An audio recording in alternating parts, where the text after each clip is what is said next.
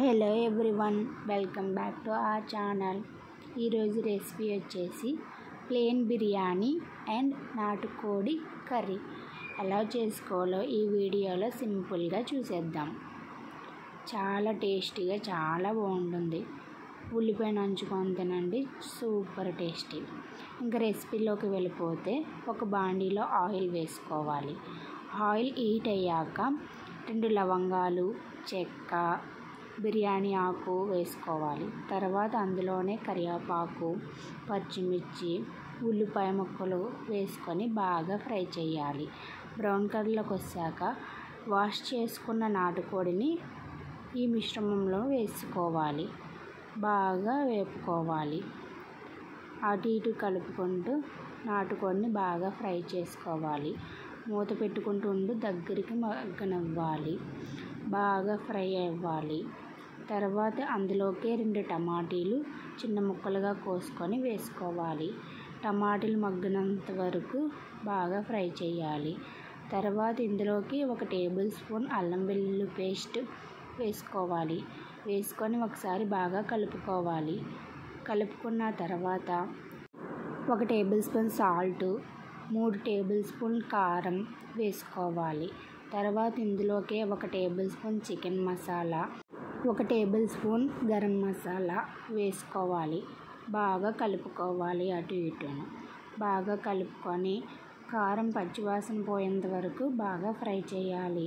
తర్వాత ఇందులోకి తగినంత వాటర్ పోసుకొని బాగా మరగనివ్వాలి. ముక్క మెత్తగా అయ్యే వరకు బాగా మగ్గనివ్వాలి. నాటుకోడి కాబట్టి ఉడకనందుకు చాలా టైం పడుతుంది. బాగా ఉడకనివ్వాలి. హై ఫ్లేమ్లో పెట్టుకొని దగ్గరికి మగ్గనివ్వాలి. ఇలా పైకి నూనె తేలేంత వరకు బాగా ఫ్రై చేయాలి. బాగా ఉడికిపోతే లాస్ట్లో కొత్తిమీర వేసుకుంటే సూపర్ టేస్ట్ ఉంటుంది. బాగా దగ్గరికి ఉడికిపోయాక కొత్తిమీర వేసుకొని దించేయడమే. తర్వాత ప్లెయిన్ రైస్ ఎలా చేసుకోవాలో ఈ వీడియోలో చూసేయండి. ఒక బాండీ పెట్టుకొని అందులో 1 టేబుల్ స్పూన్ నెయ్యి, 1 టేబుల్ స్పూన్ నూనె వేసుకోవాలి. ఆయిల్ బాగా హీట్ అయ్యాక లవంగం, చెక్క, బిర్యానీ ఆకు, కరివేపాకు, కొత్తిమీర, పచ్చిమిర్చి, ఉల్లిపాయ వేసుకొని బాగా ఫ్రై చేయాలి. బాగా ఫ్రై అయ్యాక అందులోకి టమాటీ ముక్కను వేసుకొని బాగా ఫ్రై చేయాలి. బాగా ఫ్రై అయ్యాక 1 టేబుల్ స్పూన్ అల్లం వెల్లుల్లి పేస్ట్ వేసుకొని బాగా ఫ్రై చేయాలి. బాగా ఫ్రై అయ్యాక ముందుగా కడిగి పెట్టుకున్న బాస్మతి బియ్యాన్ని ఇందులో వేసుకోవాలి. వేసుకొని బాగా కలుపుకోవాలి. తర్వాత 1 table spoon salt, 1 table spoon biryani masala, 1 table spoon garam masala వేసుకొని బాగా ఫ్రై చేయాలి.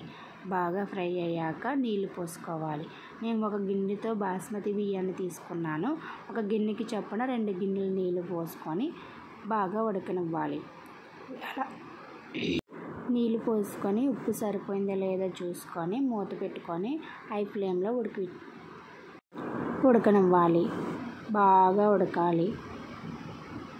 ఒకసారి మీ ఇంట్లో కూడా ఇలా ట్రై చేయండి. టేస్ట్ చాలా బాగుంటుంది ప్లెయిన్ బిర్యానీ.